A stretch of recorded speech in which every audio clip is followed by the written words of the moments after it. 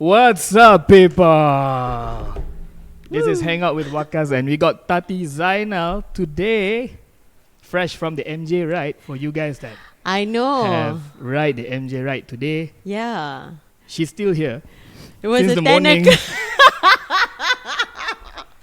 It's like what Josh cakap, apa, like Fly is my house now. Yeah. But I need to pay. It's just that I'm not paying rent. True. Yes. Fly pay you lah. Yes. Correct or not? Yeah, right? yeah, yeah. Fly pay us to do Fly this. pay me to be here. Yep. Correct. Okay. So, So, Tatty, Mhm. tell me something. How does it like to be a rocker's little sister? For those who don't know, Tati's brother is actually Amber, who played guitar in O Cintaku, my God. Red Ruby something. I'm just gonna say this. This was not planned. I did not know we're gonna talk about Told my you. family. I told you, this Okay. is where nothing goes on script Okay. and total BS, I no cannot facts. stop smiling. Okay. How does it feel like to be a sister to a rock star? Yep. It was a mixture of pressure. It was a mixture of macam, of course, jealous. Mhm. Because like, macam me and my brother, although we have that gap kan, we have quite a big of a gap tau. Tapi macam, How big is it? oh shoot. Oh my God, I'm so bad. He's gonna You guys are kill just me. like two of you guys, right? Yeah. So my brother is Afi Iskandar, Amber. People call him Amber. He is, I think we both are 5 years apart macam tu. Okay lah. Yeah. So macam growing up, macam my brother was never a musician or into music pun. He didn't have the natural talent per se. He had to actually groom himself to be like that. Okay. So my father plays guitar. So there's always a guitar at home pun kan. Okay. So then macam dia nak main gitar tapi dia tak boleh menyanyi. And the singer was me. I was the one yang okay, so background story about my family sikit. So my family ni memang macam they're very music people. My mom, my dad, my brother and myself.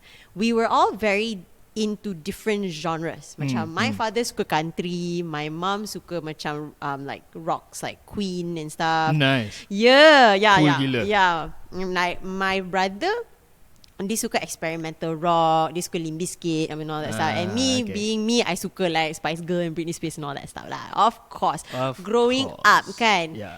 Growing up, I also like Spice Girls. Exactly. Yeah. Which I did a ride with 2000 girls also kan. Yeah. Anyway, so macam my brother, whenever he tries to sing kan, like everyone, my father's always like macam, oh tak apalah, like you don't have to sing, like leave the singing. Is it that bad? Exclusive. Amber, if you're watching this. Dia tak bad, tapi pitching agak lari sikit lah. There you go. Tapi one thing about my brother is that he is very dia very hardworking. Like he wants something, he will work hard for it. So he went to music. Me and he went to music classes. So he went guitar, I went to piano class. And then after that, masa time dia study kat MMU, he was learning from monologue of Butterfingers, right? Yeah, Locke. Yeah. So he went and learned how to write songs with Locke and Cool. compose and stuff. That's cool. And from there, he also learned singing. I'm not too sure where he learned, but he learned singing. And that's Okay. where he kind of fixed the pitching and stuff like that. And then he was determined to be a rock star. My brother daripada kecil lagi, dia memang cakap like, I'm gonna be a rock star. He is a rock star lah, to be honest with you. He is. He is a rock star. You can see, when you see him, when you see my brother, you know, okay, macam abang, there's two things people will say. Either, abang you dalam band ke, ataupun macam, abang you rock star though, like that. There are days it gets very, very macam jealous lah, because I was into music. Tapi macam I didn't take it seriously. Okay. I was a singer-songwriter, but for a very short period of time. Guys. Did you guys want to hear Tatty sing? Oh no, not now. Yeah. Okay lah, not now Not lah. now. One day we do like a special performance. Can. Acoustic. Yes, Let's me and my brother. Let's call Amber to join us. Yes, I've always wanted to perform with my brother. And then everyone writes to Tatty singing. Yes, Why not? live. Might as well. Live class with live performance. Correct. Right, Jason, if you're seeing this, we have an idea. Yeah. We pitch, okay? Okay. And then, so yeah, macam I wanted to do the same thing too. We both were really into music apa semua. He was into it, and he started. Of course, he started way earlier lah. He started masa MMU. I just couldn't take the pressure because being a female singer-songwriter at that time, you have macam competitors like macam Liana Fizi, and you have Liana Fizi, right? right. Deandra Arjunaidi, you know. So all these people. When was the last time I heard that name? I can't remember. It's been a while. It's been 10 years. It's been a while, yeah. So macam like these people, they have beautiful voices. Like, how do you compare? That's number one. I had no confidence. Number two is that macam I had a YouTube, and then when you have things being posted publicly, people comment, people follow you. True. And I had this person, I don't know who he was, he created a fan website. And it was a domain. It was www.tattyzaina.com or .something. Can someone open that? No, tak ada dah. That one dah tak ada dah. Open that. Tak ada dah. So macam benda ni macam it took me by surprise because I was so young. I was 19, and then macam like tiba-tiba macam that people started recognizing apa semua kan. And this was pre-influencer punya time. There was no such thing as influencer at that time. So macam getting attention from people was like, the heck, macam tu kan, pelik. It was really really scary. So I stopped. I fully stopped. I stopped singing. My dad was very disappointed. But my brother continued. So but the time when I decided to stop, I also just macam, you know what, I choose not to do it, but I'm just going to continue supporting my brother lah. Masa awal-awal tu, yes, I was very very like macam, apa pasal dia dapat banyak show sangat macam tu. And then macam, but at the time where I choose not to do it and I just choose to support my brother, it was, I think for me it was ada kereta pula dekat parking. Sorry guys, I'm very easily distracted. So masa tu my brother was in, I think he was in Ochentaku. He was in Red Ruby Avengers. Red Ruby Avengers. He was in Red Ruby Avengers, and he was also playing guitar for people like Gene Hackman, Justin kan, and he's friends with all these artists apa semua, which macam he was friends with Yuna, which was my idol. So meeting Yuna apa semua macam like sister getang asal lah. Macam like, oh my god, like but that's not Yuna, by the way. And that's not Yuna. That's MJ. Melissa Jo. I mean Michael Jackson. And Melissa, we love you. So macam and he was doing like opening for bands like We the Kings so macam to see that kan, you become very very proud. So true. There was jealousy, of course, because macam family feud tu biasa kan. Tapi lama-lama macam tengok my brother very persistent kan, you jadi macam wow, like dude, you persistent though, like salute you. Sebab banyak local artis yang macam tak persistent. Diorang sekarang dah kerja kat insurance, diorang kerja bank kan. Tapi macam people yang persistent, for example like people from Hujan, people like macam budak-budak Ochentaku, some of them are still playing walaupun in different bands apa semua kan. Betul. Then my brother, he loves music so much, he started teaching kids. So dia ajar budak main gitar. That's cool. Yeah. Is it until today? Yes, I think so. Yeah.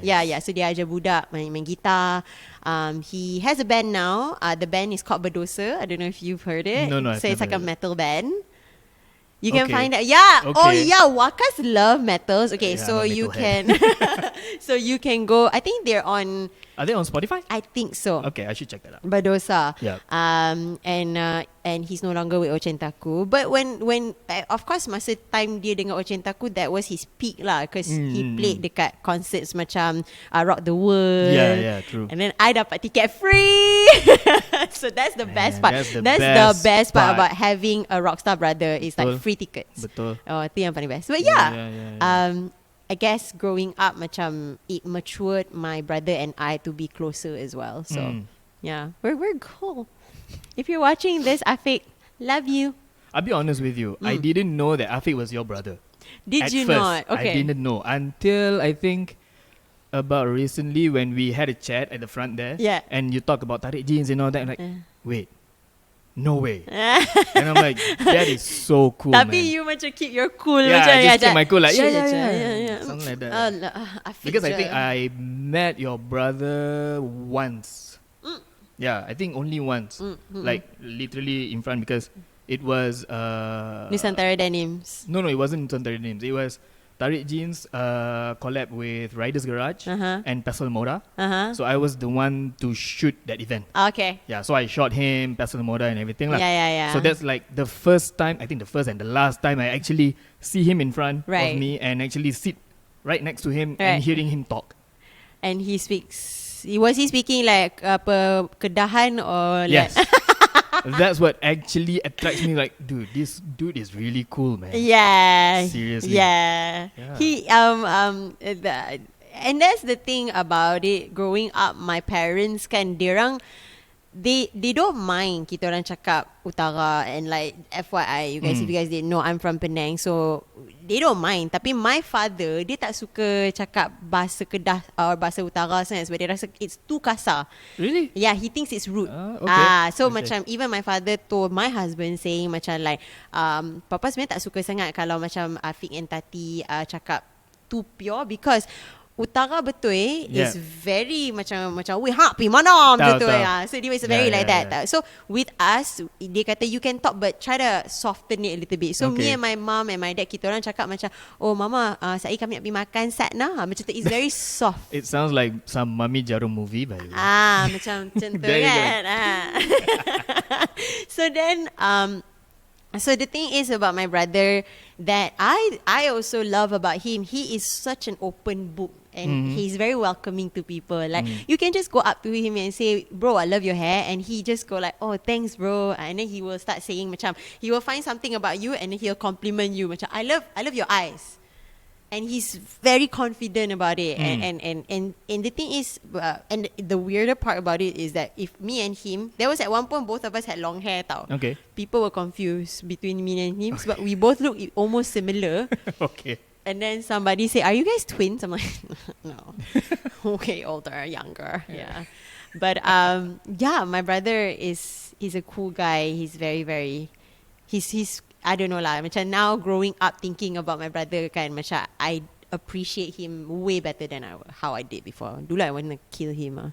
I think that's like normal. Oh yeah. Everyone's like that. I mean, like growing up, I want to kill you, man. Seriously. But then when you actually became an adult, it's like you really appreciate that guy, right? Yes. So macam now with my brother, macam like we still have days where it's just like, oh my god, I cannot stand you. But then like there are days it's like, alright, you're right, you're okay. Cool. Yeah. Man, that's so cool. I wish I had a brother like that. I'll tell him that. Can I sell you to Waqqas? Can you be my brother, please? Teach me play guitar. Oh my god, when you came up with the question just now, I just laughed because that was a You surprise. didn't expect that, right? I did not expect that. Good one. Thank you, Waqqas. You're welcome. That's a good opening, everyone. Okay, so tell everyone, what do you do other than being an instructor? I am a operations manager. So by operations manager meaning, so I work in a content company where we produce contents for our clients, and we're talking about clients like Samsung or Maxis or Cellcom and even like F&B brands and stuff. And we work with like not just influencer, but we also work with like macam Alex, Alex at the back. Orang macam Alex and stuff. And FYI, I have known Alex way longer because we've worked with him for Samsung before. So macam we work with people on the first day of work. Yeah, I met him on my first day of work. Oh, okay. That was your first day. Okay. First day of work, aku dah kena buat Samsung. Zuan. Okay. That's so cool. And so it was it's basically macam influencer and then photographer, videographer, even Yes, Alex, we hear you. Yeah. Aku dah cakap nama kau banyak kali dah. Social media agency yang buat macam like seeding, yang komen macam kalau klien macam post benda and then they macam let's say post tu sendu kan, they need somebody to comment kan, dia orang bayar an agency to get people to post. Cool. So I work with those kind of things lah. Okay. Is it a complex job? Yes and no, because it takes a lot of like managing and arranging and dealing with people. Like you know how creative people are. Yeah. They are they are creative, but when it comes to sense of management and timeline, how lah, diorang macam. I can't say yes also, but I can't say no also. Because it's yes and no. Yeah. So macam production lain. Because production you know. Yep. You have your pre-post, your post and your Betul. Tapi macam orang-orang yang kerja sendiri, freelancers lah basically. like macam tak ada boss, tak ada apa, atau tak ada team. Okay, it's a freelance tapi tak ada team. Faham. Yang tu best. But the thing is with me, I used to be very garang with my content creators yang macam like kau bila nak hantar kau and everything. But I realised that didn't seem to work because when I am too rough with them, lagi orang lagi lambat orang tu terus macam like kau siapa nak boss aku kan, macam tu. So I had to be all like, was Alex like that? Well, okay, so Alex was someone that was tak diva sangat lah. So that was very very very nice of him. Tapi dia banyak buat salah. So macam dia pernah kena reshoot like a 2 months punya gambar. What the sebab ada some mistake. Tapi he did it within 1.5 dalam 2-3 shoot kan, dan settle kan. Tapi 2 bulan punya posting. Tapi memang video dia kena buat, dia kena shoot on a phone, which is yalah make sense lah ke Samsung kan. Tapi tak ada backdrop, tak ada lighting, tak ada apa, dekat Ipoh. So I cakap kat dia, are you sure you want to take this job because you don't have all your style? Kata tak apa, bedal je. Approve. Terkejut sister. That's how good he is.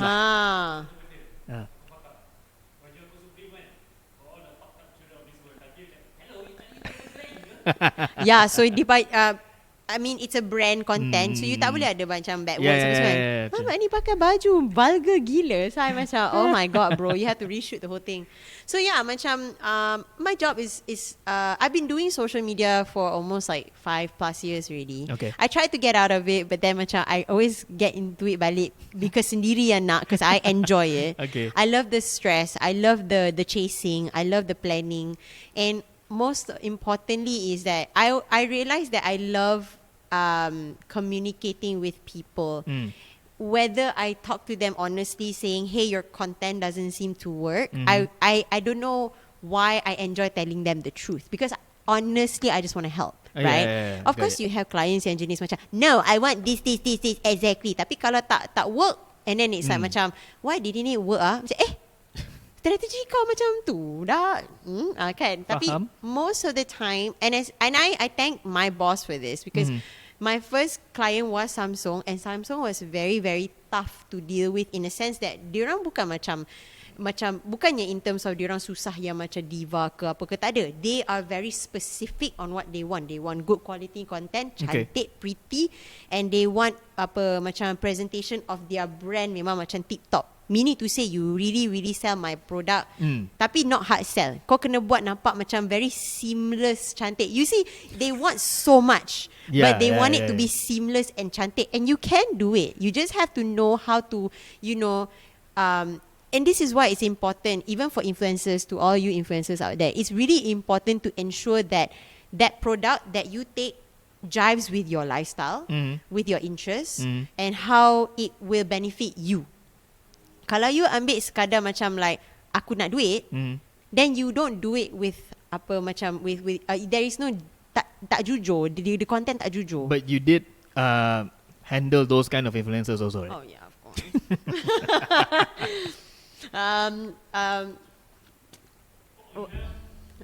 No lah, like he's okay. Like because photographers are different. Like they want to try to capture. So their assignments were, okay, use the phone to take photos like you take with a camera, with like a DSLR camera. So and to them it's like, oh, it's a challenge. I want to try. True. But to some it's like macam, okay, so how much is the payment? Right? So macam, but I'm not saying all content creators are bad. There are content creators that are very particular with like macam, oh, what product, oh, I don't do products like this because I don't see how it benefits my life, you know. Ada yang macam tu. Okay. In a summary, influencers come in different packages lah, you know. So macam yeah, the job, I don't know, I love the job. It's nice and I'm still there and it sounds so stressful, to be honest with you. I mean, you can see kadang-kadang when I come here and I still bring work and I tengah buat kerja and then baru I start practicing kan. Yeah. But like for me, it's like you pandai-pandai macam arrange your timing. And then you kind of mentally say to yourself, okay, I want to do this work and I want to finish it within 10 minutes and then I'm going to schedule 30 minutes to practice. And then I will come back and do this in 10 minutes and then I will do another 30 minutes. I'm just someone who can do that. And I do that because, macam kalau I don't multitask, I don't, So, I mean, this time is about multitasking lah. Yeah. Right? I mean, there are people who are much better than me doing like 5 jobs. So I can barely do 2 jobs. I can barely walk.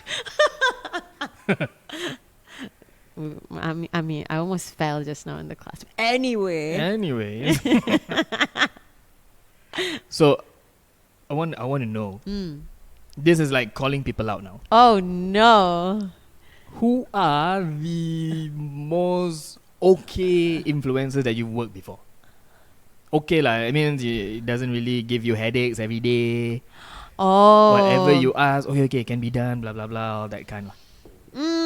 I would like to call out like a friend lah, like an influencer and a friend. Macam Sean Lee Jia Eun is a friend, and also you know Sean Lee, right? Which Sean Lee? Sean LJE, not the beatboxer. The actor. Yes.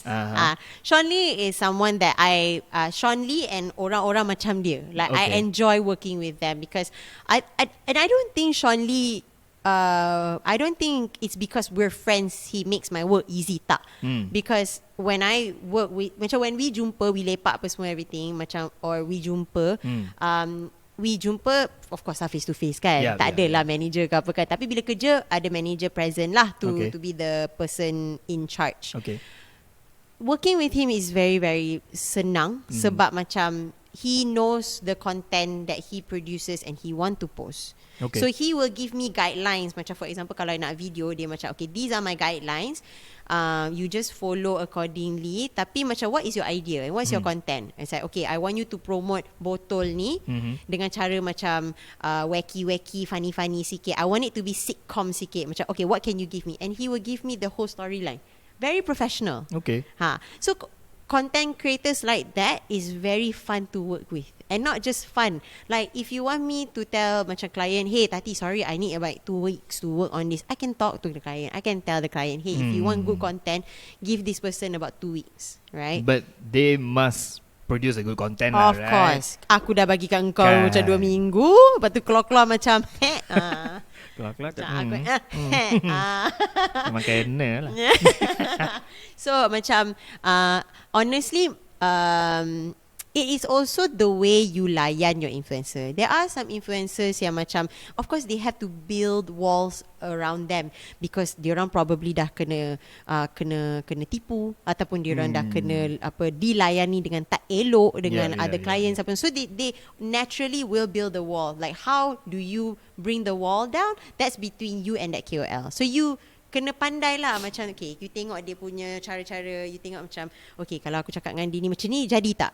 So lama-lama macam like they make you as their best friend, and then they macam like, oh, they be very honest lah, macam, babe, I tak boleh lah nak commit this date, boleh I push sikit and stuff like that. Ataupun kalau I rush sikit, oh okay babe, sorry. You know, they are like that. The whole job revolves around communicating. And if you keep on thinking macam, aku client, aku kena dapat whatever aku minta aku dapat, there are some people yang takut. There are some people yang macam like, apa hal kau, you know, because you bukannya raja, you are just someone that is paying me for content.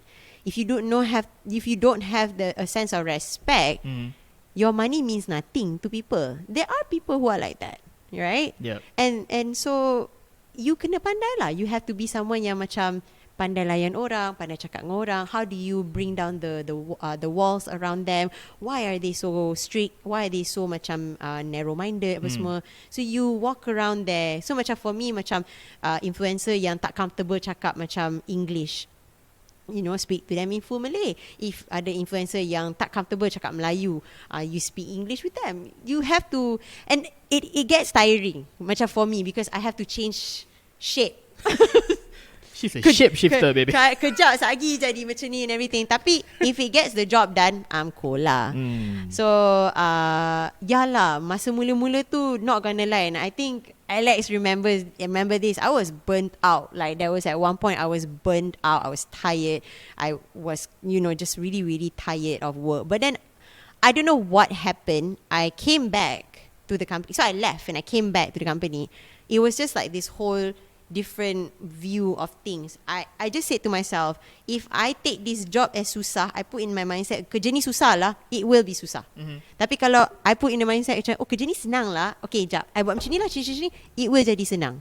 So it's a matter of perception lah kot. Yeah. So anyway, we went off topic a bit, but yeah, people like Sean Lee Jaen or seangkatan dengan dia, they're really, really like, oh, so good to work with. And people like Yaya Zahir, oh my God, I've never worked with her personally. I've never communicated with her personally.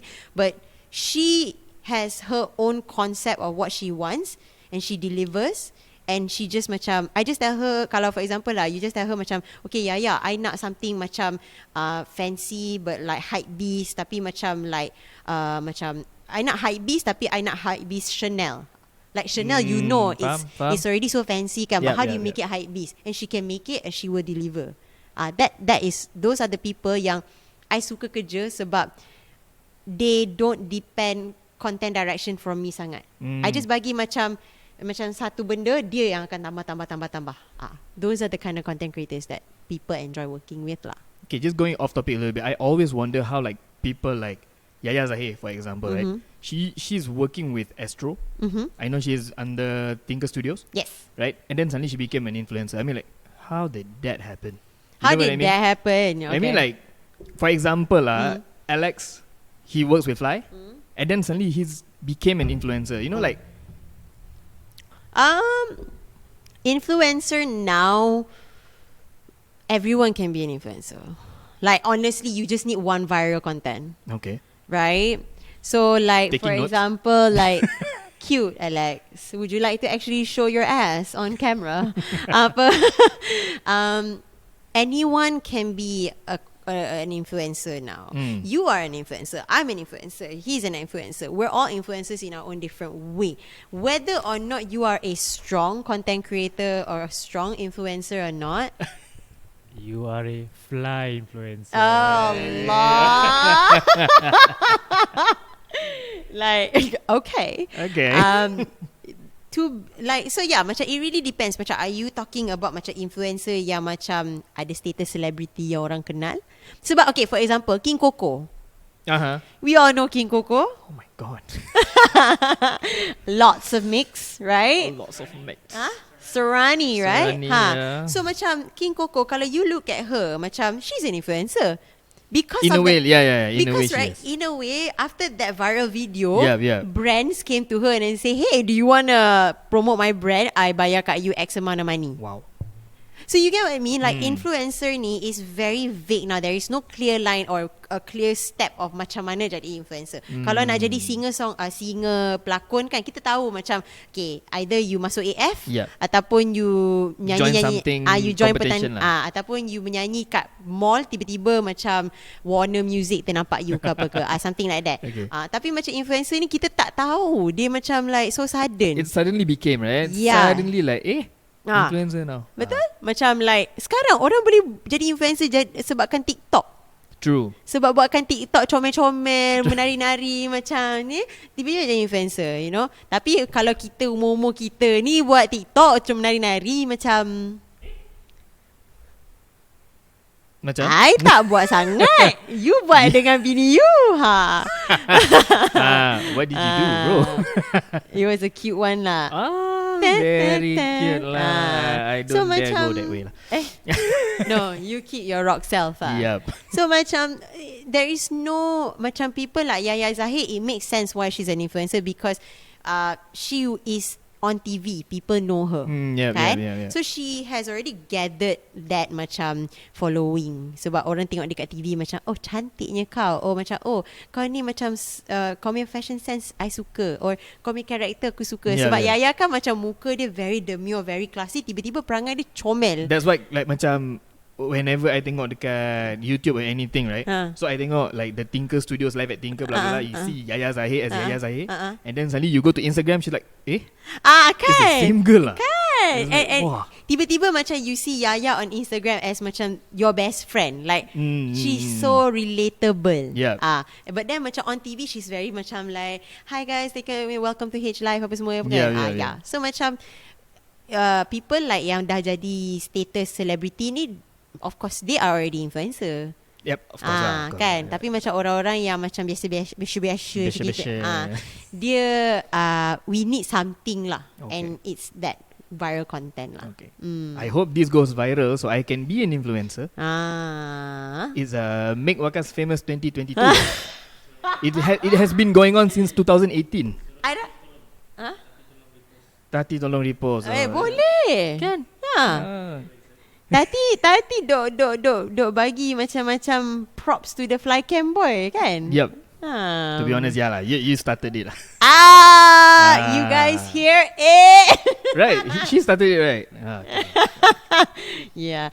Like macam for me, tapi kan honestly right now kan macam, do you want to be an influencer though? You know what I mean? Honestly, no lah. I don't really want to be an influencer. I just like that feeling of, you know, like, oh, Waqqas. Ataupun macam orang bagi you benda free. I prefer paid, but benda free pun okay. If for example GoPro, if you guys are watching this, yes, please GoPro. Oh yeah. Yeah. Yes. Right? I know, and I mean I don't know him personally, but I know one influencer that is under GoPro. Nama dia Abudi Alsagoff.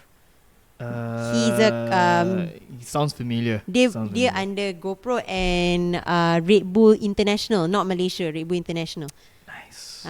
So he does all this like macam it's not capoeira. Apa yang macam orang semua pergi dekat building and they like free running. Yeah, he does all that stuff. Yeah.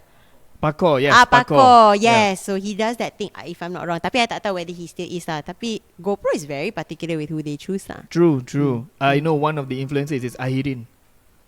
I don't know if you know Ahirin. She's also from Tinker Studios. And she does all these motorbikes and everything. I noticed GoPro, they choose people who travels and does extreme sports. Yeah. So GoPro choose me. I don't do the extreme sports lah. But I do good content. He creates really nice content, high definition photos content. Lah, mostly photos. Slowly venturing to videos. Gitu. Slowly. Dia punya sales pitch tu. Yes, okay. Yeah, and also subscribe to my YouTube. Okay. Tak, ni interview you ke I? It's two-way conversation. Oh, okay. Okay. So it's not actually an interview. It's just two friends having water and Starbucks. Starbucks, please sponsor us also. Thank you. I swear, this person. Have you ever worked with BBNUs? Who is that? Budak-budak baru nak up. Oh. Of course lah. Yes, I have. How is it working with them? Is it like headaches or it's you know like what I mean by BBNUs, right? Like yeah. Literally baru nak like baru baru nak up lah. You see, because I've been doing this for so long kan, I don't take them as a headache. I just feel that they just don't know how to macam maneuver around. Okay. Kan? So macam the thing is that a lot of people, and this also applies on the content creator themselves. They orang macam sebab dia orang rasa macam number aku banyak, so kau kena tahu, aku ni influencer. Okay. Tapi also there are people in the agency side, sometimes they take them for granted. Macam sometimes budak-budak ni they baru nak famous, and then macam dia orang tak tahu macam mana nak price themselves. Okay. Faham. Macam like for me, I don't take them as macam like kau pening pala doh, kau ni tak ada. I will tell them macam how I work. Macam I will tell them, okay, so this is the content what you need to do. These are your submission date. I have already given you macam I think it's my phone also. It's Alex mentioned me and you, I think. Oh, okay. So it's like macam step 1 kena ada ni, step 2 ada ni. I will actually give them a guideline. Okay. And the reason why I do that is for them to learn. Okay, that's good. Kejap, I need to burp. Sorry about that. Apa tu, I want it to be a guideline for them to learn, so that at least they can take it as macam macam ni buat campaign. Okay. Also, and macam, tapi I tak deal price. It's a different department. Tapi the department that I know, kadang-kadang macam kalau diorang bagi murah sangat, also kita orang pun cakap lah macam I rasa harga you murah sangat kot. Because kalau you bagi harga murah sangat, you also rosakkan di industri. True. You rosak the market also. Nanti macam orang yang say for example 20,000, satu orang macam charge like 200 per post lah, for example. Tiba-tiba dia ni pun 200,000 tapi dia charge macam RM50. Confirm lah, kan? RM50. Tahu tak apa. So macam benda-benda macam ni, again, you just have to do the work genuinely lah. And kalau budak-budak nak up ni, kena tolong lah, ajar, educate them, kan? And also macam janganlah educate yang macam like mai hakak ajar kau macam tu. Janganlah macam tu. Okay. Dia more to like macam okay, let me tell you what you can do and what you should do and how you can improve. Kalau diorang tak nak follow, at the end of the day, tak apalah. It's subjective. It's a subjective thing. Kalau diorang rasa diorang ada a better way of doing it, then so be it. Yeah, but I guess like macam agencies, maybe they ajar a little bit, but I don't know about brands yang directly go to this. Oh yeah, that one I tak sure and all lah. that, right? Probably they just like lowball you lah, I think. That sometimes macam like influencers are quite smart also. If a direct company or direct brand contact them, sometimes they will just take for free. They will just say, tak apa, you can just give me the product for free, because it's also exposure. Exposure, yes. Okay. So macam next time macam like that client macam tahulah, this influencer hari tu bagi kat dia free and dia buat. Tapi of course the influencer sometimes bagi muka lah. Yeah. Kalau a brand yang dia orang, okay, kalau Gucci nak hantar kat you barang, I actually ask them to pay me. For real? For real. Because I don't like Gucci. Okay, what's your favorite brand? Okay, Supreme. No, not really. I wear Uniqlo. I don't know if you guys notice, everything is on me is Uniqlo. Okay. Yeah. Yeah, memang. One, because I cannot afford Supreme. Huh? Well, Alex, your cheap for you lah, bro. Your Cheap for levels. I mean cheap, if not resale price lah. Okay. But how to get not resale price in Malaysia, bro? Okay, if Uniqlo were to come to you and say, I will give you like Yeah lah. new stuff, a new arrival every month I'll do it. for just like one photo. So you I get it. tengok brand lah. You tengok macam brand apa yang you rasa macam like it's worth it to bagi for free. Faham. And then macam the brands yang macam one off, macam first time for free and then the second one kena bayar. Ataupun macam brand yang you macam tapi dia nak juga kerja dengan you, okay lah, you charge lah. Tapi you charge pandai-pandai lah. Janganlah macam charge gila babe. There you go. Huh? Apa 21? Apa tu? Oh, Samsung. Yeah. No lah, I don't like Samsung. You ask for Alex nak Samsung. I'm not doing Samsung anymore. You know who's doing Samsung. Sorry, if you are watching, Alex wants Samsung S21. Not for me lah. I'm good. No thanks. There you go. Apple, if you not Apple Fly Project, but Apple California, if you guys are watching, please. Tiba-tiba ada British accent. Thank you.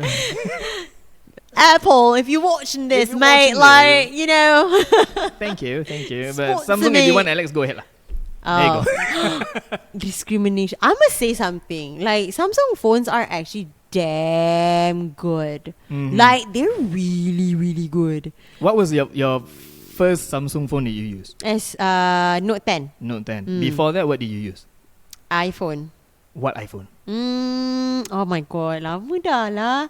4, 3, Yeah, 4. 4. Yeah. So is that like your very first smartphone? You remember? Sekejap, bagi time. An Apple, iPhone Apple. 4, that was my first. I mean, maybe you think it's a bit macam susah a little bit to use. That's why you like Samsung? I was just complaining to you about the IG story thing, right? Which one? Yeah, macam like. Oh yeah. Okay. I hate when that happens. No, I actually, to be very honest, I was using more Androids than Apple. Okay. Before Note 10, I was using Motorola. Huawei. This is Huawei when Android was in Huawei lah, right? Yeah. Now it's Now it's a Huawei thing. Allah. I don't have no discrimination because I actually used Oppo before. I used Samsung before. I used Huawei before and Samsung and now Apple. So it's alright. Like every phone is a phone as long as I can call my mom. Oh, so like that lah. Not me. You dengan Adam sama. No, Adam I mean, is very particular. It's because I've never used Android before until 2018. I used Samsung S9. I used it for 1 year. I sold it. I really hated that phone. I'm sorry, but I really hated it. We gotta change his mind. I'm just no. It's not for me lah. Kita check contact Zuan. Kita buat macam. I mean, if you guys want to give me free stuff, I'm okay. So yeah, macam no lah. There's no. I mean, for me, I just don't have no discrimination. Yeah, some people is like that lah. Some people is very particular, right? But kata Om MJ. Which apa? one? Black, MJ, black okay. and white. Apa? My brother, it don't matter if you're black or white. Gitu. Taman-taman habis MJ, right? Aduh. Thank you for those who joined though. It was a nice ride. It was a fun ride. Yeah. Walaupun ada salah tapi yes sure lah. Kelas Tatty apa yang tak ada salah? Nangis dah. Salah dah. Jatuh je belum. Jatuh je belum. Almost. Tadi hampir jatuh. Ya. Apa? Yeah. Okay. You work with Not 16 Baris before? Not directly, but my husband was. Okay, but you get the gist of it. Oh yeah. What was it like? I remember macam Adam had to always, so the shoots always happens on a Friday. Lepas main Jumaat. The cool thing about the shoot is that macam Where kalau was the shoot again? It's in Joe's Barber. Yeah. Which Joe's Barber? SS50. Oh, okay. So Joe's Barber lepas main Jumaat memang dia orang tutup. Actually they close on Fridays. Yeah. So Fridays is where they shoot. The thing about it is that the preparation to do it is actually quite stressful because macam kan dia orang ada buat audition apa semua. Okay, season 1 Season 1 is all the rappers lah.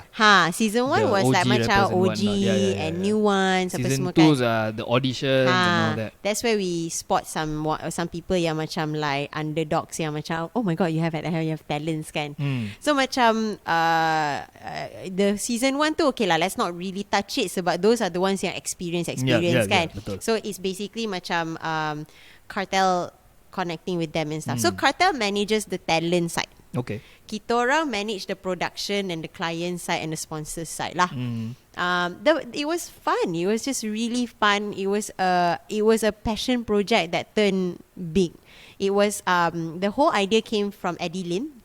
Eddie Lim was from Media Prima. He came to Rocket Fuel. Yep. And then he started the whole idea. And at first everyone's a little bit macam like, ooh, you know whether this is gonna work out or not lah kan. But macam it happened like, oh my god, like you see what happened. Kan, I guess they made the right choice to put Aman Ra on the first episode. Yeah, they made the right choice. Aman Ra is like macam like everyone's macam favorite lah. Because at that point of time, I think Aman Ra is like booming because of his album, and then he's doing all his merch, like Boleh Pergi Mampus merch, everything. He's working with Pestle and Mota also. At that point in time, because I was working with Pestle and Mota. At that point of time. And then I guess Aman Ra at that point of time, he's like booming, and the first episode is Aman Ra. And everyone is like, dude, this Budak Flat. And then they Budak Flat.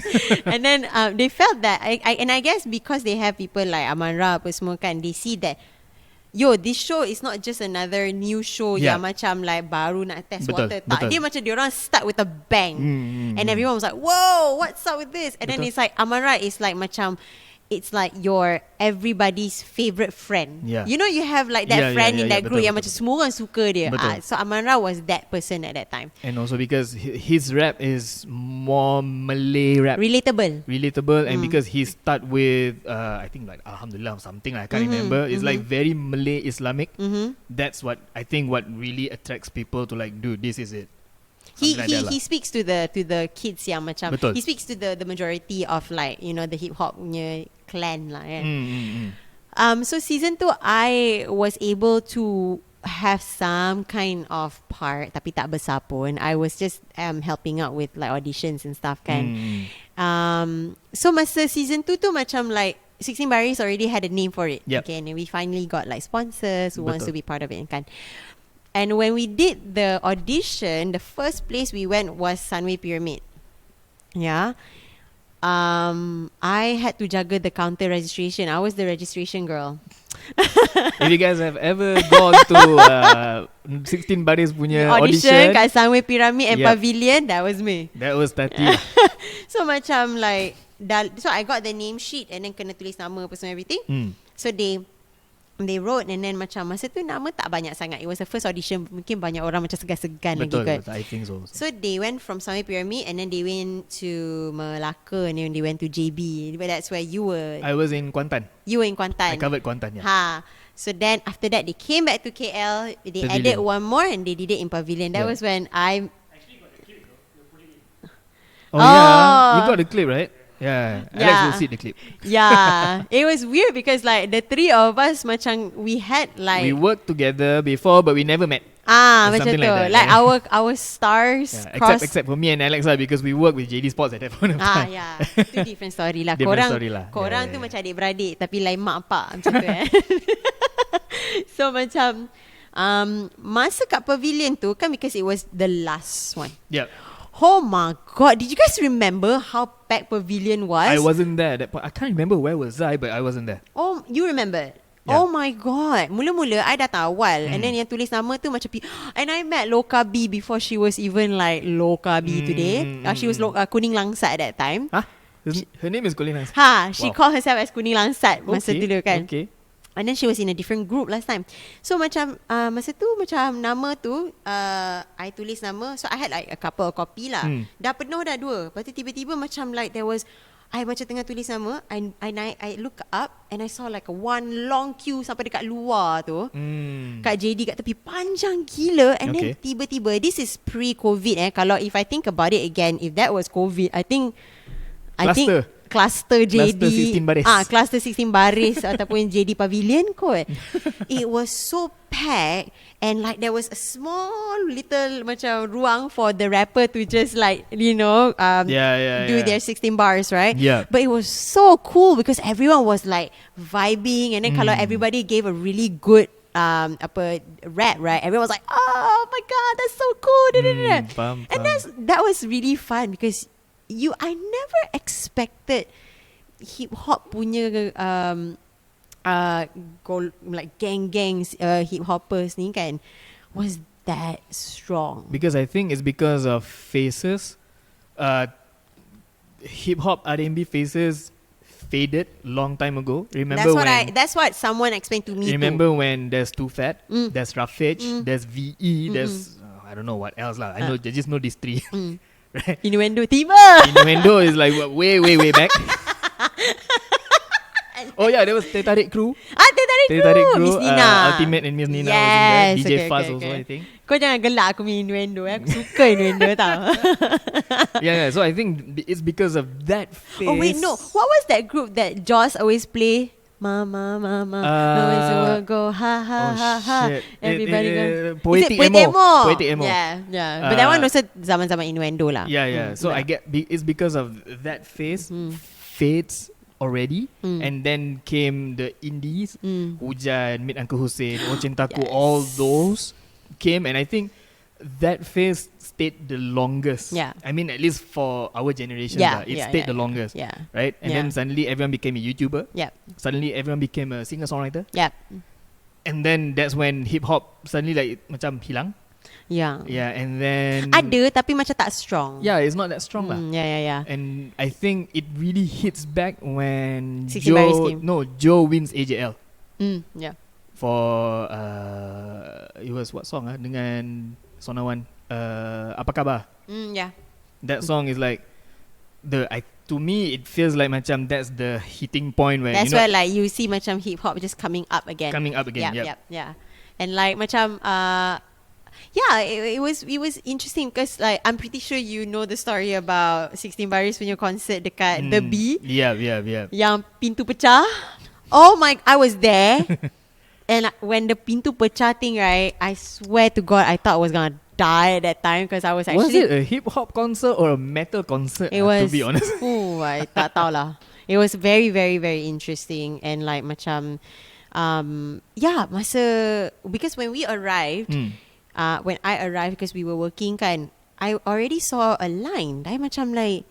Because I'm so used to macam pergi macam hujan punya gig and like you can still kind of like wiggle yourself in apa semua. And kalau you perasan macam kalau kita pergi gig dulu kan, kalau siapa-siapa punya performance like fan-fan hujan nanti akan masuk. Once hujan dah habis dia keluar. Lepas tu the fan betul. Dia ada that kind of macam adat.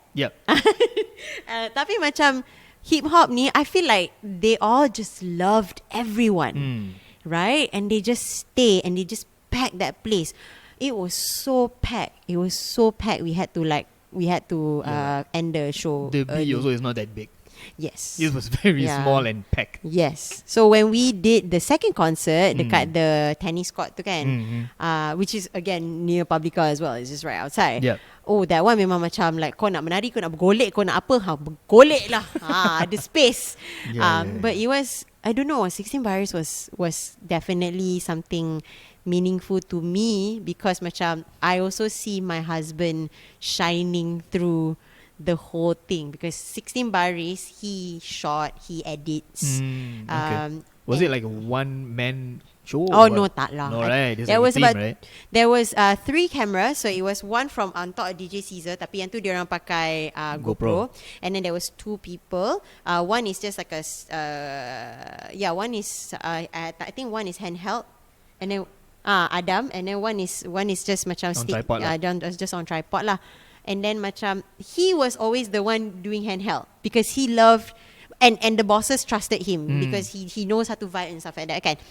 And macam then he did the documentary, the 16 Baris documentary Finesse with Joe Fizzo, where he get to travel to Singapore and meet Young Raja, and then macam when I saw that whole thing kan, it's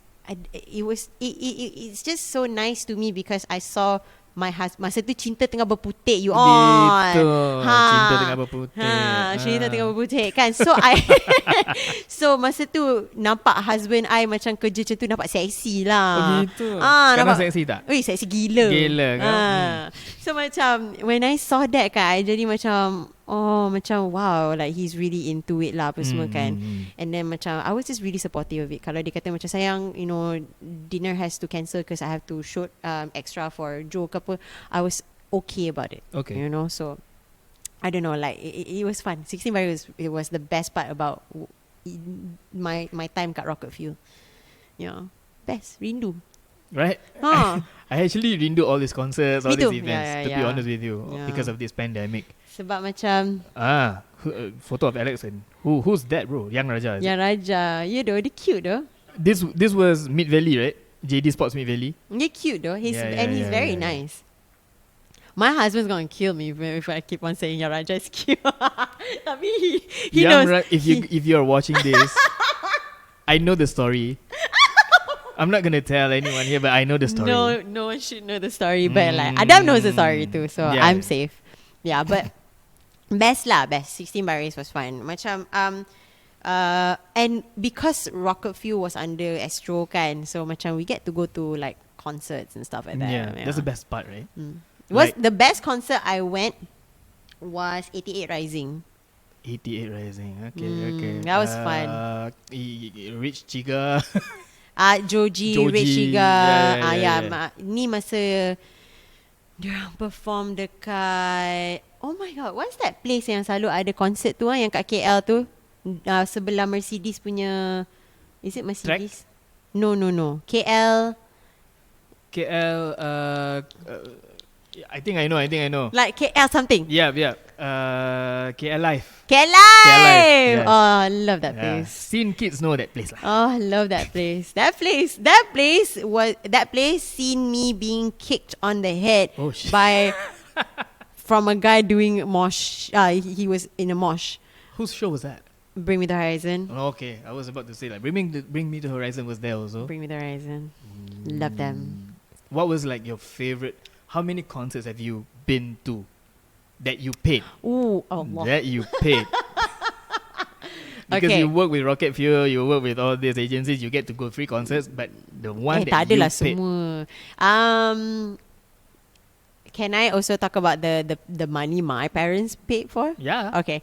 So my family kan very very music people. So I dulu my first concert, believe it or not, was a Dewa punya concert dekat KL Tower. Oh shit. Serious. Dewa. That was 2000. Can't remember, but It's not even 2000 belasan. It was 2000 something. Early 2000s. Ha. Yeah. That was like when Raja came and performed. Peter Pan. No, that was No, before I mean, like, it's that was that That era lah. That yeah. era, yeah. Peter Pan came and performed and all that lah. I went to that concert too kat Stadium Merdeka. Yeah. My sisters went to that concert. I didn't because at that point I'm not a Peter Pan fan. Oh. I'm a very budak baru nak up dengan metal. Tak apa doh, kita support. Yeah. So Yeah. I'm not really a Peter Pan fan, but now I'm like, dude, their songs are like, yeah. Sengar pun sengar. Sengar pun sengar lah. Macam, yeah, so my brother lah, dia rajin introduce kat I dengan my father lagu-lagu macam like, oh papa kena dengar lagu ni. Oh papa kena lagu ni. So dia macam, yelah, masa tu kita budak duduk dalam kereta dengar je kan. So jadi a fan. Macam same goes with Lionel Richie. I wouldn't say I'm a Lionel Richie fan, tapi sebab bapa I suka gila, so because you heard of that song. dia and seminggu everything. tu lah aku letak lagu apa lepas tu lagu apa I dah tahu dah. Faham. So macam Dewa was my first concert. I went with my dad. Wow, Naik so cool. bus you on. Nice. That's My very bus cool. daripada Penang, daripada Butterworth where I was from, pergi KL, duduk kat rumah auntie I. So it was me, my father, my brother and my auntie. The four of us, we went to see Dewa. But it was really really bad because Dewa, the concert was at KL Tower. It was so narrow, so there was just a lot of like macam obstruction in between. So I tak nampak apa-apa lah kan. Okay. Boleh dengar lah. And But then did you get to at least see Once sing? I tak a fan of Once. You're a fan of Ahmad Dhani, is it? Tak. No. I am fan of Tio Nugros. Dia ramai drama. Okay lah, dia punya drama is not bad. Bapak handsome. Not bad looking. Sial, dia tu sampai sekarang dia handsome. And he's about 50. Yeah, true. Oh my. But I know like all girls are like it's Once lah. Kan he's a singer Once's kan? flowy hair. Yeah. Because my sister also a huge fan of Once. Like flowy hair, I'm like, okay lah, he's good looking lah. He is sebab dengan suara macam tu kan. Yeah. Then I went to Pesta Malam Indonesia. That was the one yang kat Stadium Merdeka tu. That was with my father again. A lot of Indonesians there, of A course. lot of mixed tiba. A lot. There were a lot of like the Indonesians and stuff like that, and they were such big fans. And I think for them it's like macam having home coming to them, Yeah. kan? So it was really nice. And Because one thing about Indonesians, they actually support their musicians. sangat. Sangat. So it's like for example, if Indonesian bands couldn't sell their songs in Malaysia, if they can sell their songs in Indonesia alone, Cukup. rich. Enough. Filthy rich. Tak payah dah. Like Yeah. no need, So no if need you to. can go beyond Indonesia to Malaysia, Kau memang international you're lah. the best lah. You You're the memang best. macam like Yeah. Like Peter you Pan, like Lady Dewa. Gaga lah. Correct. Apa tu? And then my other concert after that was another it was also a Dewa punya concert tapi kat Penang. They actually came to Penang. They did a Okay. concert kat Komtar. And How's the crowd there? Is it ramai, gila, is it? yeah. Oh, okay. And yeah, I went to that concert. It was best lah, like memang best gila lah. So I was a huge Dewa fan. And then right after that, it was the whole indie punya time. Okay, So it was okay. like Urban Scapes. Yeah. It was Rock the World. Rock the World, Good Yeah. Vibes. Good Vibes, yeah. So macam kalau I were to count how many concerts I've been to, like I tak tahu, macam 10. Okay lah, 10. A lot lah. Banyak aku. Do you really do you macam choose or you pick like, okay lah, maybe this one I just go, or this one I really want to go? I pick. You pick. Okay. Macam I'm the kind of person yang macam at one point tu Good Vibes kan dia ada 2 hari kan. Satu it was like Ellie Goulding and the other day it was a different. Oh no sorry. This was 2000. Masa yang dekat Sepang. Good Vibes. I can't remember that. So Too long ago. Lama sangat. I went to see Ellie Goulding, but the artist before that I tak suka. I still paid full price tapi I went to just see Ellie Goulding. Okay. But the best show I have ever seen my whole entire life was Franz Ferdinand. Oh my god. And also Empire of the Sun. Ya Allah, like that was just memang showmanship dia orang semacam lah. Like I don't know, it was really good. I had so much fun. Masa Franz Ferdinand tu I melompat macam berut. Well, do ya wanna best gila. It was really nice. Yeah. Those times, right? I remember my very first concert was 2003, Linkin Park, live in Stadium Merdeka. Oh yeah. That was like my very first concert. So, I asked my dad to buy me tickets, right? So, okay enough that my 2 elder sisters also dengar Linkin Park. So they're like, okay, let's go. But my dad bought the freestanding tickets, Allah, which I cannot enter lah because those are only for 18s and above. I was 11.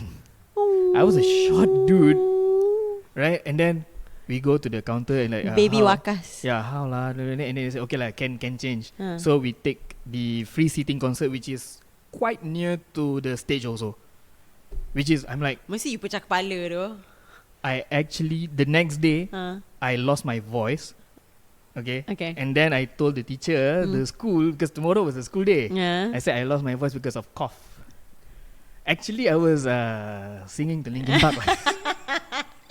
I mean, like, Yeah. I would like the feeling after a concert is like really, really best tau. Yeah, because Like- you were like temporarily pekak.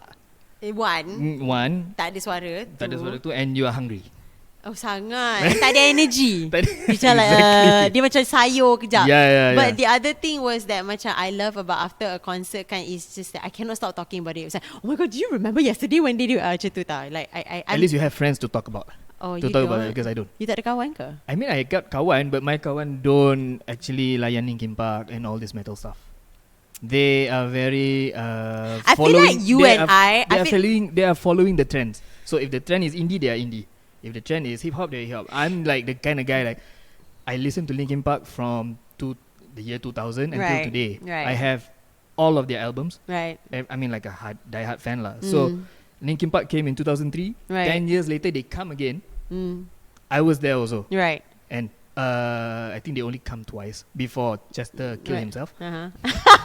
Suicide. Depression. It's depression, yeah. Yes. I think. And then I went to Tokyo Hotel's concert. Their very first concert is in One Utama. Out of all places, is One Utama. I don't know why. Tokyo Hotel muka singer dia cantik tu. Yeah, and this is when he had that lion hair, that huge. Yeah. So I got the way to go to the concert, they call it mini concert, is you to buy the album and you get a free entrance. So I bought 2 albums, 2 of the same album. Okay. Just because, so I can go, and I brought my cousin also, my elder cousin lah. Okay. And then I remember I entered a contest for that ticket also. I mean, like, no way I'm gonna win lah. And then I won that contest, so I got another 2 extra tickets. Nice. Yeah, and then I gave to my one to my sister, another one to her friend. So basically, I got like 4 tickets lah. Right. And yeah, that was quite cool also, because at that point of time, was it a good show though? It was an okay show lah. I mean, I'm just a fan just like that. I'm not really like a hardcore Tokyo Hotel Tapi fan. macam like, it was also nice to go see a live show lah. Correct. Kan? Yeah. But the crowd was a bit weird because they know the latest song. It was In the Shadow? That was the Rasmus. Oh, okay. That's another band. Oh. Malunya. So what is the song that Tokyo Hotel sing? you know World Behind My Wall? Can you sing it or not? I don't really sing. Yeah. Monsoon and all that lah. Dia pernah kan nyanyi Tadi ada je My God. Tadi dia nyanyi lagu MJ pasal. So basically, back to the story. Everyone is vibing to their new songs, but they don't know the old songs, which I knew about Tokyo Hotel's old songs. Okay. And most of their old songs are in German, in Deutsch. Nice. Okay. So you were singing Deutsch? I was singing Deutsch, and I brought my cousin. My cousin can actually speak Deutsch, because he lives in Germany when he was little. So he knows like oh, okay lah, can vibe to this band. And when they sang the old songs, because like the song Monsoon, there's 2 versions. One is Deutsch, one is English. Okay. But they sang the Deutsch version. Oh, nice. The crowd was like dead. Lepas tu you seorang je lah feeling? I was the one like vibing to that Deutsch song. I remember there are like 2 Chinese couple looking at me. So what? I mean, like, this kid singing? I'm like, oh, fuck it, I don't care. I know Deutsch, you don't, so right? Oh, sorry, but actually my first concert was Sunburst. If you guys remember a festival called Sunburst. No, I don't. Yang ada John Legend dengan Incubus. Oh, okay. Remember I that? remember Incubus came. Yeah. Oh, it was Sunburst. Oh, Yeah. Okay. Then the second year was Korn. Right. Yeah. Yang tu, that was one of my also one of those earlier times in concert lah. My brother was such an Incubus fan. Can see lah actually. Oh, he looks kind of like macam Brandon Boyd. Yeah. Joy. With his hair no, and everything. Stop. No, No, seriously. Whenever Such... I look at your brother, it reminds me of Brandon Boyd. Oh my god. He's gonna be like really. Abang aku kembang tak kempis kot kalau dengar ni. Amber, if you listening, tarik jeans free satu. Okay, first things first. No, Brandon Boyd is such a no. Brandon Boyd is good looking. Ui, handsome bodoh. He's very good aku looking. geram dengan He's dia. very style. To me, it's like he's a rockstar kind of vibe. Ya doh. With his hair and everything. Ya, dengan tattoo merah dia kan. Yep. And then that's when I remember I look at your brother like with guitars. And this is when his Cintaku days lah. With his long hair. I'm like, dude, he looks like Brandon Boyd. Seriously. I'll be honest with you. Seriously. Ayo, then I cannot crush on Brandon Boyd already lah. Yeah. Tapi macam I miss going to the last concert I went was Good Vibes, which is typical because which human being in Malaysia did not go to Good Vibes, right? But it's like a poor man's Coachella. Yeah, but I went because Adam is a big Joji fan, so Joji came. Okay. I'm a big Sabrina Claudio fan, so no idea who's that is. Oh my god, please check. Wait, you have to check Sabrina Claudio. She's sexy. She sings with like her oh my god. My first Good Vibe experience, I get there for free thanks to Pesel and Mota. Whatever, man. Yeah. I actually was the photographer for Riot Jones. This was Good Vibes 2017, I think. Dia flexing. Yeah, I need to flex a little bit. Huh? It's not that nice lah, bro. I'll be honest with you, I hate festival foods. One, because it's cold and expensive. And fucking expensive. Yeah. Two, the spritzer is like RM6 a bottle. Yeah. Yeah, Budak Subang. There you go. On Penang. Yeah. Soon to be Siberian. Those who feel like, you know what, I can't afford Coachella, I'm gonna go to Good Vibes. At least it's cold up there. Actually, Me and Adam, we were thinking of going to the Indonesia punya. Kan there's a concert macam when there is We Are Fest We Are Fest, I think. It's the Indonesia punya macam artis-artis from Goodbye Soon pergi We the Fest. We Are Fest pula. I think so. It was We the Fest. I was supposed to go to what was it? Hammerstein something. It's a metal festival. Yeah. Kat Canada No, Jakarta. Oh, jauhnya aku pergi. 2000. It was supposed to be 2020. Lepas tu? 2020. Oh, COVID. I bought the tickets. I want to go there because Slipknot It's turun. coming. Yeah. So I'm like, finally I can get to see Slipknot, because Slipknot, I think the last time they were in Southeast Asia was in Singapore. It was like 2003, 4. Are they like not allowed to come? You know, like how people say like metal is very bad for you because they worship Satan. Yeah, and all that, right? yeah. Dude, metalheads are actually the nicest people ever. You do. Seriously. You do. Like no doubt about it. Because Yeah. I used to be friends with like macam metalheads apa semua. Yeah. Diorang lah yang macam paling baik and They're the mommy's nicest. boy and paling sayang and Exactly, family like Even very loving. like the metal musicians, you look at them like, ui, jahatnya and all that, right? If you look at their interviews and everything, they're the funniest guy you'll ever know. Yeah. Seriously, they don't sound like how they sing. Yes, for sure. Yeah. Yeah. So I'm also a huge Slipknot fan. I bought tickets when You they. dengan Afiq boleh. I mean, you dengan Amber memang boleh friend So lah. I saw that. I know about that festival lah, Mm-hmm. and they say I think NoFX gonna come also and all that. I'm like, okay lah. And then I saw this Slipknot headlining. I have to go. You have to go. Right? Like I straight away. drop everything. No lah. I straight away like I saw that, right. I told my wife, I'm gonna go to Jakarta next year. I'm not gonna bring you. Because one is a metal festival, Oh mangkau right? I cannot bring her lah. She's not a metalhead one, and I don't want to jaga her also. You want to go crazy lah. I just want to go crazy Yeah. because it's Slipknot. Yeah. Right? Yeah. And I said, I'm gonna buy the tickets now. I don't care what you say. And she's like, buy lah. I don't care what you say also. Just buy lah. Wow. Where can I get like macam, no, not me lah, but where can men get like other men can get wife like Yeah. your wife? Because she knows that I am a metalhead fan and all that lah, right? So I straight away buy the ticket. The ticket was like 400 something for 2 days. It was a festival, so for 2 days festival, so I can enter both days. And I had it planned like, okay, the festival starts in Saturday, yeah. ends on Sunday. Right. So Slipknot is going to perform on, I Sunday. think it was Saturday or Sunday, I can't remember. One of those days. Headliner selalunya macam on last days, I no? think so also. So I had it planned like, okay, you know what? I'm going to fly to Jakarta Friday night, and I'm going to come back to KL right after Slipknot. I don't care. I even like looked already at the tickets and everything, right? And I bought the flight tickets already. I'm like, fuck it lah. If I die there, I die there lah. You know that feeling like I don't care. And then March 2020. Let us talk about March 2020. So Miss Rona decided to visit us and stayed a little bit too long. Yes. And she decided not to go. Yes. And then I saw that news and everything, and I'm like, okay. So and then I emailed the festival lah. They Right. said they're going to push the festival to 2021.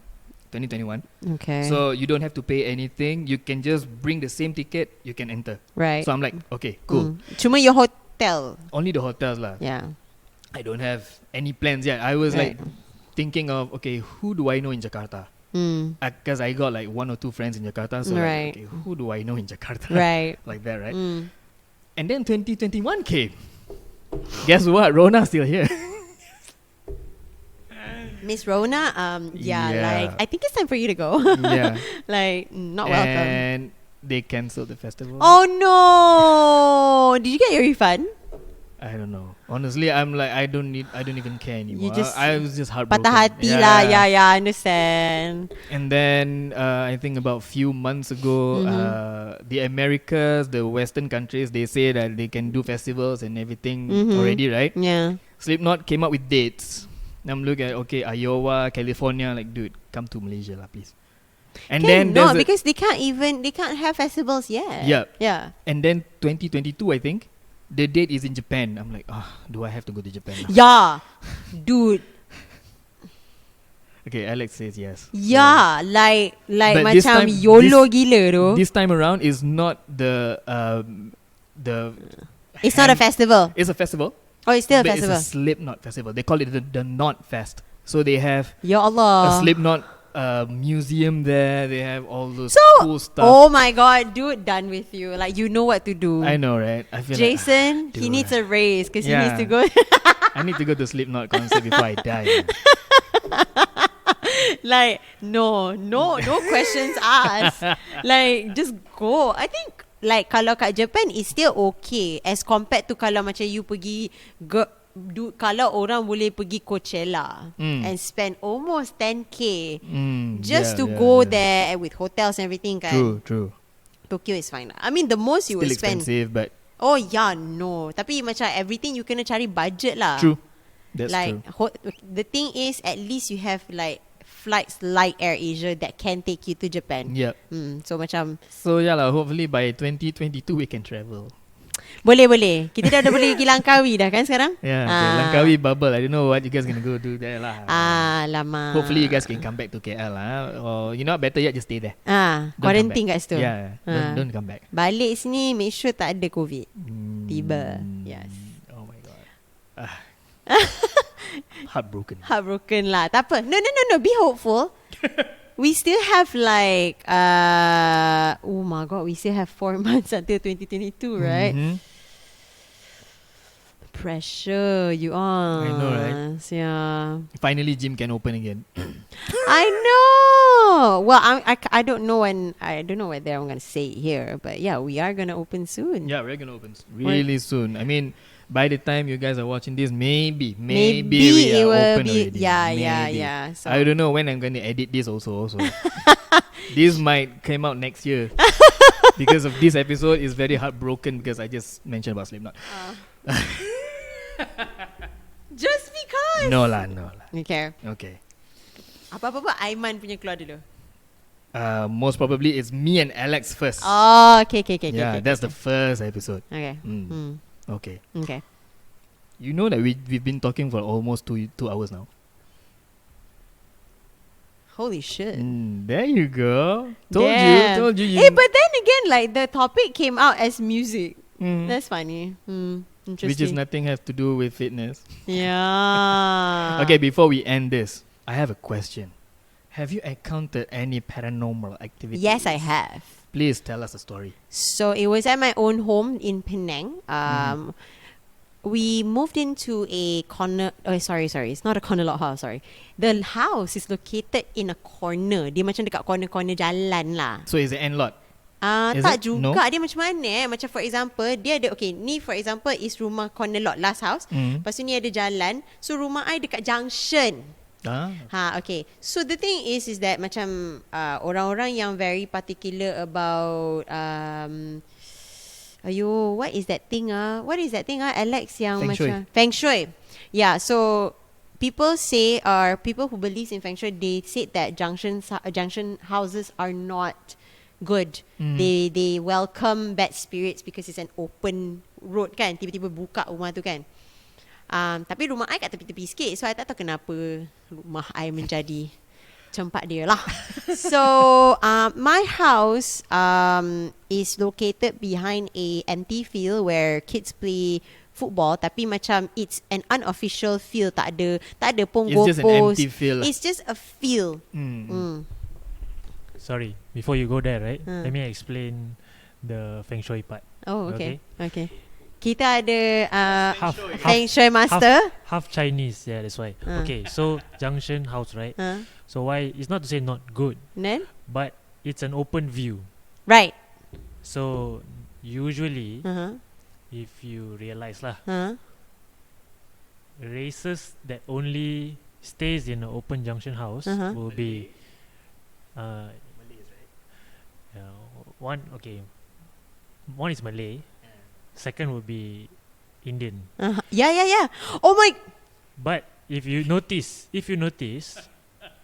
Indian families, right? Yeah. They will usually put the elephant Yes. on the two pagar. Yes. Okay. Or if not, you know the eye, the like macam feather. Yang tu I tak perasan. Okay. The burung merak. Yeah. Oh, yang tu I tak perasan. Okay, so why you have that? I don't know. So that it's not you who see something across. Faham tak? So before that thing sees you, it sees the elephant or the eye first. Oh. So it's like a, yeah. Okay, Fuck faham? off. Yeah. It's like a, Fuck off. Yeah. It's a shield. Yes, It's a protection. Yes. Right, okay. So Oh my god. Funny story, like the person who lives in the junction exactly directly is a Indian family. Okay. So before renovation or moving in, do they have the elephant? Or the gate? Oh no, has I like didn't live there. I Oh. live like a couple of blocks away. Tapi I tak tahu kenapa rumah I macam agak keras sikit lah. banyak batu. Probably. Okay, back to your story. Lawak Waqqas. There you go. 2021. So yeah, my mother ada a couple of encounter macam sleep paralysis. Tapi dia punya sleep paralysis was very different because dia tak bangun. Dia actually terbangun. You know how people say sleep paralysis is that some people say you're actually asleep and it's a dream. Okay. Some people say that you are awake and you just don't have a voice because you kena himpit. So there is like two explanation of it, whether it's a psychological part or also the scientific part lah kan. And the spiritual part. My mom, dia punya sleep paralysis tu, dia just macam got woken up because she saw a black colour figure. Dia tengah tidur, like atas dia mata merah tengah cekik dia. Oh shit. And she tried to wake my father up, and she thought she was just dreaming, or she thought she was just sleep paralysis. Tapi macam like she tried to macam sleep, but she couldn't, and it was happening. And she tried to call my father apa semua kan, tapi tak terbangun. And after that it just, like all of a sudden dia hilang. So that was my mom's encounter. My encounter is that it was midterm punya exams. Masa tu I sekolah lagi lah. We have 3 rooms upstairs, which is my grandparents' room or the guest room, my brother's room, and my mother's room. I sleep downstairs with my maid, actually. Fun fact, because me and my maid were very, very close. Okay. So I sleep with my maid. And I one day tu, it was exam punya time, and my bibi suka tidur awal. So macam kalau tidur awal, kesian lah I nak buka lampu, I nak study apa semua kan. So I cakap kat dia, I will sleep upstairs. Tak tahulah mana aku dapat keberanian aku masa tu. Sekarang ni aku punya penakut. Agak. Diam Waqqas. Okay.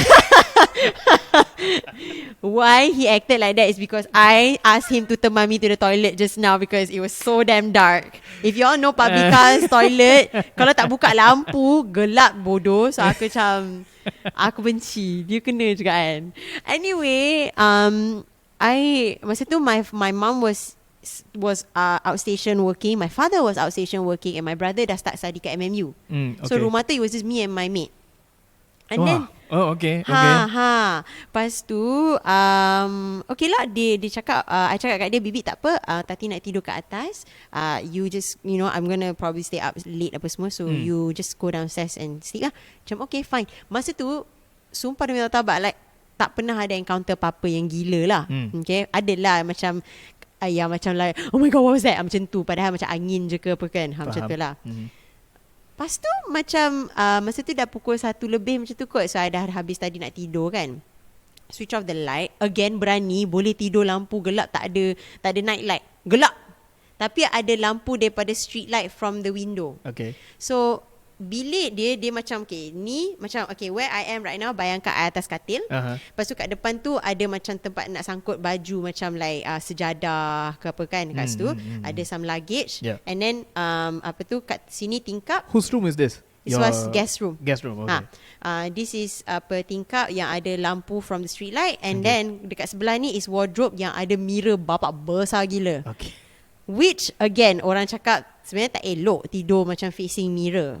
I tak tahu kenapa lah. It's like seeing the other side of the world, something like that. Alex, I don't know lah, something about mirror.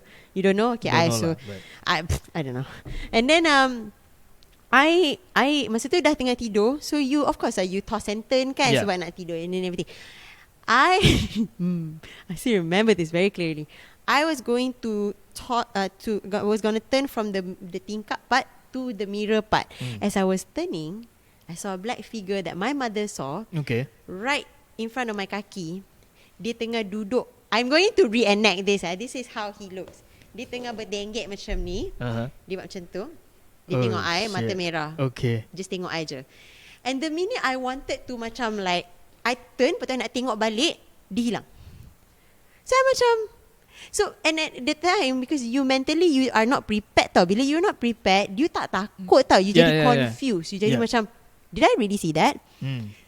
And the thing is, I tak cerita dekat my bibi and my father sebab diorang selalu cakap macam lah, alah Tatty ni suka buat cerita macam tu. So okay lah, I pun tak cerita. Second night, same thing happen. Third night, same thing happen. Fourth night, my bibi cakap, tak apalah bibi nak tidur dengan Tatty. Okay? She sat with me. Kita orang tengah dah habis dah study and everything. She was right beside me. Tiba-tiba, the katil tu macam jerked. Okay. Okay, lepas tu I macam, Bibi, kenapa? Bibi terkejut ke? Bibi mimpi ke? Bad dream ke? Kata, Bibi mimpi. Tak apalah, good night. Macam, oh okay, good night. Then as I was turning, again, it was right there. Just looking, tak kacau, tak apa. Just tengok je. The next day, I was getting ready to go to school. Tengah siap-siap and everything. My maid came into the room, tutup pintu. Lepas tu dia cakap, Tatty nampak tak benda tu dekat kaki Tatty? Lepas tu I just macam, benda apa Bi? Macam ada lembaga hitam. Dia kata, Tatty tahu tak ada lembaga hitam dekat kaki Tatty? The first thing I said to her was like, oh Bibi pun nampak Okay. And then she was like, what do you mean? Macam like, huh? Were you still confused at that point of time? I was. A little bit lah. I was, because benda tu every time bila you nak double take to confirm kan, dia selalu hilang. Okay. So you jadi macam, oh it's just in my mind kot, macam tu kan. And then macam and then my bibi cakap macam, so you been seeing it lah. Lepas tu dia cakap, oh ya, dah semalam tu kira malam ketiga Tatty dah nampak. Wah.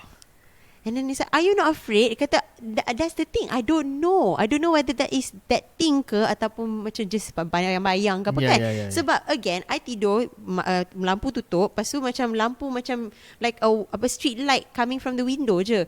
Everything looks scary because of the shadow that it's creating kan. So you assume that, tapi the thing is that the red eye was prominent lah. Okay. And I can tell that thing was very tall because dia bertenggek, dia duduk macam bercangkung tau. So I macam okay. Then my dad came back from Lumut outstation, came back, lepas tu my bibi cerita everything. Cerita. And then my dad panggil kawan dia who is also like a bomo lah, dia boleh baca-baca and stuff like that. And then the next week tu dia datang apa semua, I wasn't at home because benda macam ni dia orang cakap better tak ada orang kat rumah. Okay. So he came, masa tu my parents tak ada, kita orang pergi kerja, pergi sekolah. It was just my bibi and the person. Then you nampak lah macam beras-beras kat tepi-tepi corner apa semua tu kan. Then you nampak, then after that, malam tu dinner time, my father cakap kat my family, because we were all having dinner, dia cakap, so the thing that you saw could be two things. One is memang macam penjaga rumah ni, which every house has. Betul. Ataupun it could also be macam turun-temurun punya benda tu yang dia tak tahu nak duduk kat mana. So dia tengah tumpang. From who also don't know? From my mum side. Oh, okay. Sebab my mum side dulu diorang pernah ada bendang, sawah padi punya bendang. Ya, faham. So diorang bela benda tu sebab macam the place. Sebab yelah bendang is very besar kan. Betul. Kalau kau nak panggil guard apa semua, berapa banyak OT kau kena bayar kan. Betul. So they use benda halus untuk jaga benda tu, like toyol lah apa semua everything kan. So benda tu sekarang ni tak tahu nak duduk mana. But the thing is that what's confusing is that why is it hurting his family member? So nobody kind of knew. And then after that they say that he has done his best to clean the house. Dia pagar, kita like Islam we call it pagarkan, or Melayu we call it pagarkan kan. So we pagarkan the house and stuff like that lah. And unfortunately there was still some gangguan. But it was a couple of years after, because masa tu my father rajin tinggal rumah tu. My father banyak tinggal rumah tu sebab kita orang kat KL, and then he was working in Penang, so he had to travel. Sometimes dia tinggal rumah lama. So rumah ni kan diorang kata tak boleh tinggal rumah lama sangat kan. Betul. Nanti mengajak benda tu balik kan. So ada sekali tu my brother brought his friend datang rumah.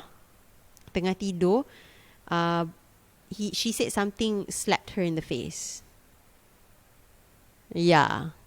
And then dia kata ada at one point tu, she saw something that was across the room. So my mom's room and the room that I tidur is just across. You can actually see. Dia kata dia nampak benda tu macam like coming towards her, and then just slapped her. Wow. And she cried, and she was so like scared. The next day, they just came back to Penang. I mean, they came back to KL. Yeah. So, that was. Alhamdulillah, my encounter was lembut sikit lah. Yeah. But like I've been telling my parents to sell the house because it's not cute. It's not a cute thing anymore. Like once they dah start tampar-tampar ni, macam agak scary lah. True. Yeah. Any encounter here in the studio? Any studio? Macam for me tak sangat, sebab macam like you have people like Joss yang selalu cakap macam benda-benda, alah tak ada apa-apa lah, dia kat sini punya baik kat sini. Tapi macam Joss pun adalah kan, dia cerita-cerita sikit apa yang he encountered apa semua kan. Tapi macam me personally tak pernah lah. Macam adalah yang hari tu kita kat dalam sini tengah lepak apa semua, lepas tu ada benda jatuh apa semua kan. Tapi I don't even know whether that is actually it. True. I mean comparing that to what I saw in my own house, like itu but no, Publica tak sang, macam tak adalah. No, I have never gone through. I've never seen it. Good lah. Yeah. Good you never seen it. Tapi macam like remember my class yang 2000s tu, yang the last girl 2 weeks. Is it last week? Last week. Macam I don't know when are you guys gonna see this video, but like fun fact, during that class 2000s, kalau you perasan, Alex was doing handheld a lot more as opposed to the tripod camera, because the boys were trying to reset the LED light because the LED light was not working. It was working at first. The first song, right? The first song, and then the second song, it got stuck. So usually if it's stuck, it will only stuck for max like 1 minute or 2 minutes. 1 minute lah. I would say 1 minute, and then it's going to be okay again. But this is like stuck until the second, the third, the fourth song. Yeah. That's when I figured, oh, you know what, we need to reset this. Yeah.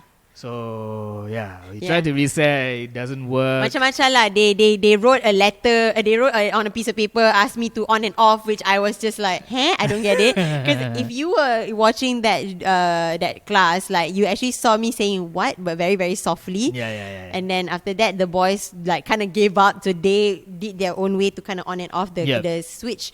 Funnily enough, the LED started working last song, but very surprisingly macam last song, second chorus, I think. Padahal you just on and off, and then you just macam lantak kau lah macam nak work or not, and then all of a sudden the light just turned blue. It started working again.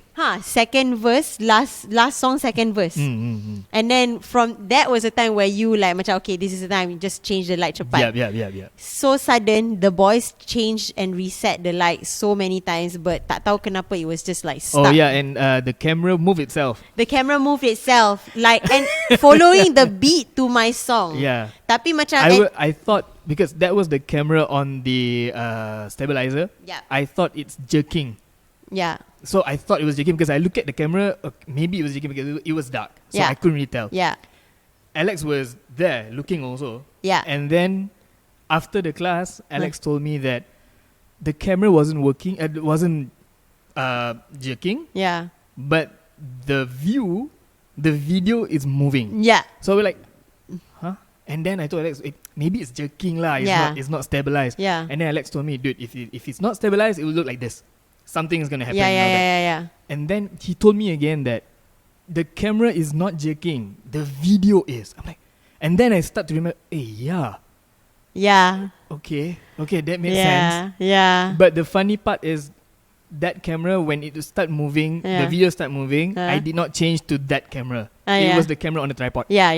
So nobody can. Oh see yeah, it. nobody noticed it lah. Yeah. Yep. So macam the LED one was like macam masa yang tu memang macam weird gila lah. Kind of weird, but it could be a technical thingy lah. We wanna assume that it was a technical thing. Tapi yang macam the video jerking tu macam it's weird because the whole time it was fine. Yeah. That one time je tiba-tiba dia macam dia jerk tapi dia ikut lagu. Yeah. So macam like Yeah, but then again, the camera didn't jerk. The camera didn't jerk, video, yes. just the visual. Yeah, it was stable on like a Stabilizer. on a stabilizer. It was on a stool. chair. It was stool. on a chair yang flat, and it was just like stable. Macam, yeah, it was weird. That day was really really weird for some reason. And then we asked a friend, macam like, apa, you notice tak? Macam like, There's apa, no lights. There's no lights. The lights static. And then she was like, macam, no lah, Got you lah guys lights. were playing lights, kan? And then I was just like, okay, you know what? We're just gonna stop talking about it because it's getting weirder and weirder. So masa tu memang macam pelik lah. And then the funny thing was that was the class where everybody had fun the most. Yeah. Tapi kita semua stress gila dekat belakang tu. Everyone is stressed, and I know you don't really feel that class. Yeah, I wasn't feeling it the class. Yeah, but at everyone all. is like, oh my god, Oh my this God, is a it was very a fun good class. I was like, I don't. Really. They were both stressed The out. class I wasn't feeling it because like the LED light wasn't working, and then it was just something wasn't right. Yeah. Yeah. The class was actually a haywire, but people love it. I don't know why. Yeah. If I'm not mistaken, if I look at the analytics on the uploaded videos, Yeah. that is one of the top videos Right now? right now. Shit. That and Burn's TikTok right. Wow. So one of the top. Oh damn. So like maybe benda tu menolong lah kot. Dia tolong boost. Yeah. And ever since then, everyone start to baca doa before class. Yes. So now it's like a thing where like Yes. everyone like macam doa, macam minta like Yes. benda tu jangan jadilah. Because you guys are working actually. You guys don't really catch out anyone. It's just working. It's a working environment. Yeah. So as much as possible, we'll just respect lah. Tapi macam just so you all know what happened. like the Flycam boys, one thing about it, aside from like setting up and like Alex holding the camera. Kalau you all want to know, by the way, do you know how kurus Alex is? Do you want to know how kurus Alex is? Keding though, and then he uses the Flycam dengan pegang macam tu. And the thing is, he cannot strap it on him. He actually has to hold it like that. Kalau kau dah kenapa? You want to appear. There you go. Dia kurus jo. So macam show us how do you like hold the Flycam. Like that, and then he dance. He dance, you know. It's not something that he can stretch. You have he has to do that. bend a little bit. That's how you. So macam like, can you imagine like macam doing pulses macam tu, and he's literally doing pulses like gila though. It's tiring. And then to have like technical issue disruption. Yeah. Oh my god, like. And then I am in front of the camera. I cannot react because when the whole jerking thing happened, I saw both of them were talking to each other, and I was just trying to be like, alright guys, one push, one press. And dekat tepi tu aku nampak macam korang dua tengah Our bercakap. faces is like, What? No Yeah. way. It's like that. Yeah. So it was We were just trying like, to brain that actually. Yeah. I saw. I was just like, what's going on? Okay, alright then. Tapi macam, like just so you all know, it's production boys or like behind camera boys it's really hard. Yep. Yeah. So like I don't know how many times I've given y'all props, but props to you guys, man. Thank you. Good job, guys. All right, guys. That is all for today's episode. Woo! Thanks, Tatty, Thank for you. spending your time for 2 hours here. I know, talking right? about started from music and then to ghosts. No problem. Yeah. I loved it. Thanks, So, guys. If you guys want to see more, please comment, like, subscribe, share. Follow Tatty Zainal on Instagram @Tatty Zainal. Follow. Tatty Zainal. Okay. I thought I was wrong. Tatty Zainal, betul. Follow Alex Santiago on Instagram also. Yes. Alex Santiago, and also he has a YouTube. Subscribe to YouTube. Yeah. Yep. Follow Don't me. forget to follow Waqqas. Waqqas Abdul Hadi on Instagram and also on YouTube. Subscribe to me also. Kita Waqqas semua Abdul dah Hadi. ada YouTube, you all. Yes, it's time to shine. Make Waqqas famous Buat macam 2022. What's that? Kan YouTuber kan? I don't do that. Guys, this is another thing that YouTubers like to do is, okay guys, so No, we do this. We do this. What's up, everyone? Allah. Dia dah ada intro dah. There you go. Alright guys, thank you for watching. Thank you. See you guys again. Bye-bye.